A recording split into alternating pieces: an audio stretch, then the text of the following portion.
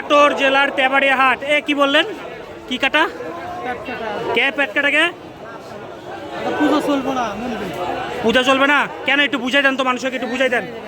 মানে কালারে যদি এরকম হয় তাহলে চলবে না, না চলার কারণ কি? এটা ওরাই ভালো জানে।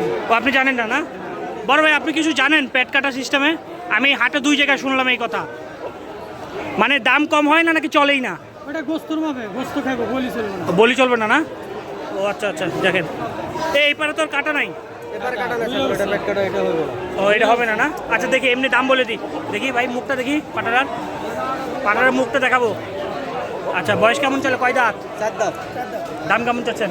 দাম চা 85, বিক্রি 65। কি দাম চা 85, বিক্রি 65, ফিক্সড দাম। কত উঠছে?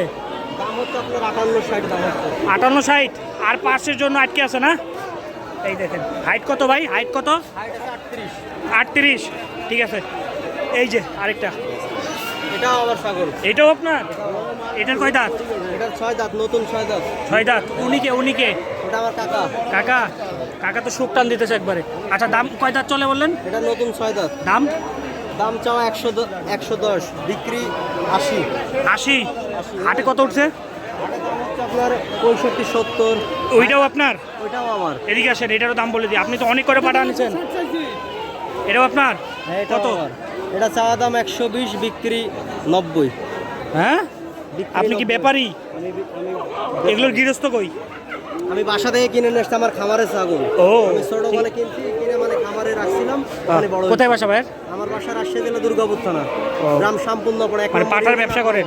মানে লালন পালন করে বড় করে বিক্রি করেন? আচ্ছা, সুন্দর কথা। এটা দাম কত উঠছে? 85 উঠিছে?